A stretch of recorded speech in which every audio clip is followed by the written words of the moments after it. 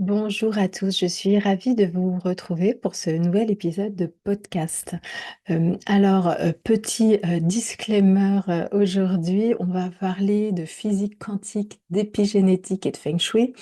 Donc, je suis une experte en Feng Shui, je ne suis pas une experte en physique quantique et en épigénétique, mais je voulais absolument vous parler du sujet parce que je trouve ça fabuleux en fait de voir comment euh, des découvertes modernes, en fait, elles font écho à la sagesse ancienne et notamment aux enseignements du Feng Shui. Euh, c'est magnifiquement illustré par les travaux du docteur Bruce Linton. Donc c'est de l'épigénétique en fait, hein. Et ces recherches, elles ont pour moi vraiment transformé la compréhension de la biologie, d'accord? Et je trouve qu'il y a des ressemblances frappantes avec le Feng Shui.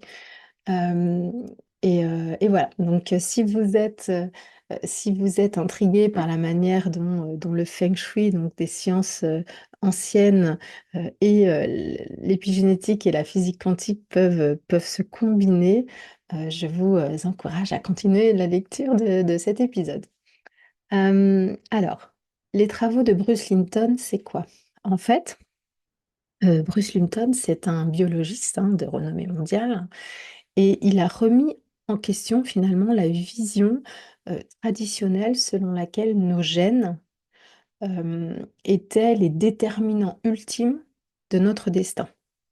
Donc, au lieu de ça, en fait, ces travaux ont montré que nos perceptions et notre environnement influencent de manière vraiment significative l'expression de nos gènes. Donc, c'est pas seulement une petite modification de notre compréhension, c'est vraiment pour moi un changement révolutionnaire. Et il a découvert finalement que l'ADN, qui était jusqu'à présent considéré vraiment comme le plan directeur de notre vie, eh ben, il n'est pas aussi rigide que nous le pensions. D'accord?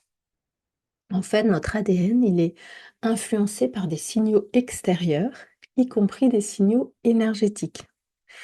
Et il a étudié en fait les mécanismes moléculaires et il a révélé en fait que les protéines de nos cellules réagissent aux signaux électromagnétiques et chimiques de l'environnement.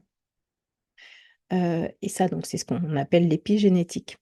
Et essentiellement, si on voulait euh, résumer de façon grossière, parce que je vous l'ai dit, c'est pas mon métier, hein, je ne suis pas une spécialiste, mais en gros, ça veut dire quoi? Ça veut dire que nos gènes peuvent être activés ou désactivés par des facteurs environnementaux.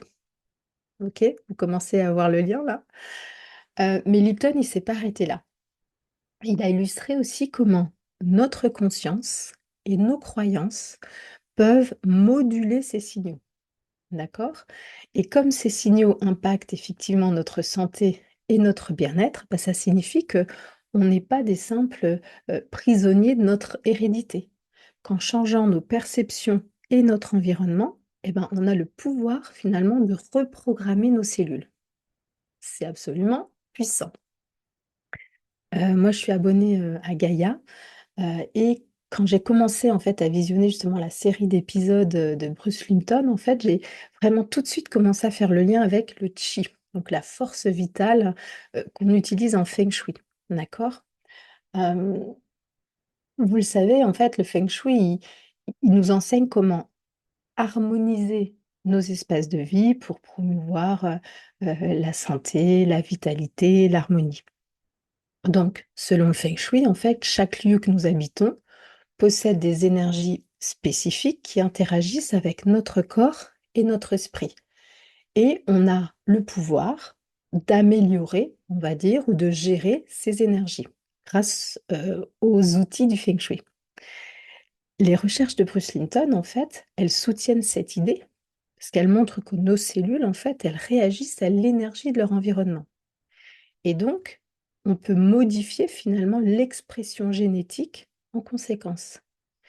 Donc, tout comme en fait les cellules, elles vont prospérer dans un environnement favorable, ça veut dire que en ajustant et en alignant les énergies de notre environnement, de notre maison, on peut simplement atteindre une meilleure santé et une meilleure sérénité. D'accord? Faut bien imaginer que tout dans l'univers est fait d'énergie, y compris vous et moi. Hein. Et vous savez, la physique quantique, c'est cette branche de la physique en fait qui étudie les plus petites particules de l'univers.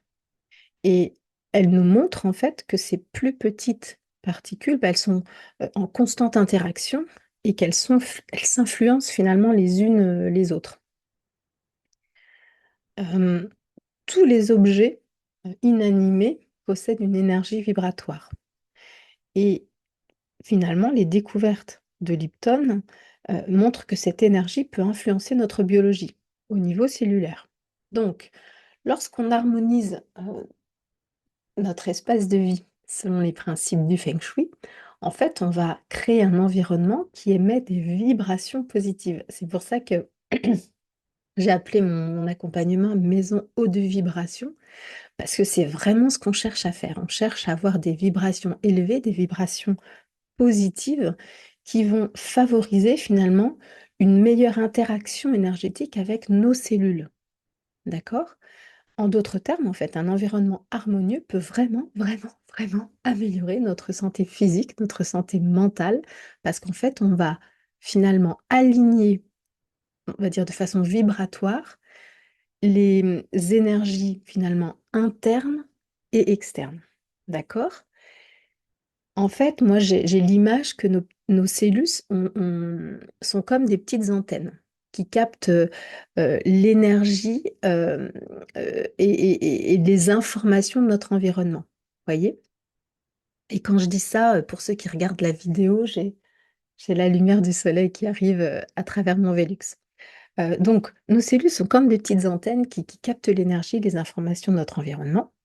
Et la façon dont elles réagissent finalement aux signaux qu'elles reçoivent, elle est super importante. Et en fait, on est en totale corrélation avec justement les enseignements du Feng Shui.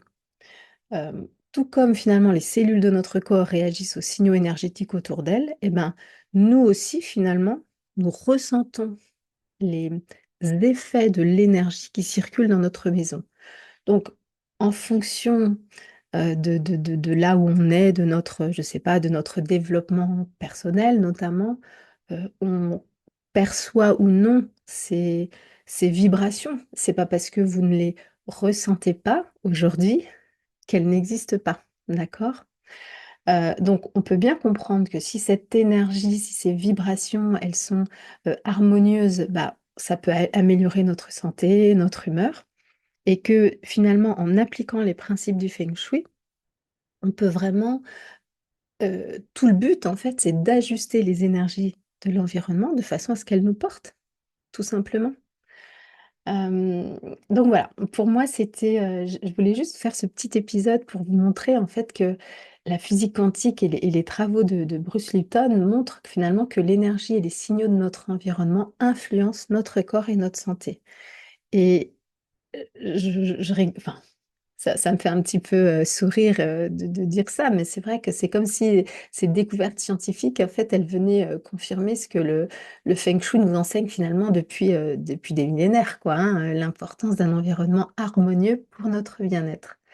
Euh, et du coup, c'est pour ça que pour moi, euh, c'est pas parce qu'on avance dans la science qu'il faut rejeter les sagesses anciennes, en fait, parce qu'on se rend compte, on parle du Feng Shui, mais il y a des choses extrêmement puissantes, on le voit avec l'Égypte ancienne ou les Mayas, enfin, on voit que toutes ces civilisations anciennes, elles avaient une sagesse profonde par l'observation de l'environnement, justement. Euh, et finalement, c'était une base solide, finalement, pour la science d'aujourd'hui. Voyez? Donc voilà, je voulais juste vous faire comprendre aujourd'hui, si c'était pas clair ou pas évident pour vous, bah, que en harmonisant nos espaces de vie, on peut vraiment créer un cadre de vie qui favorise santé, vitalité et harmonie, puisque on parle d'échange d'énergie entre notre maison et nos cellules, d'accord?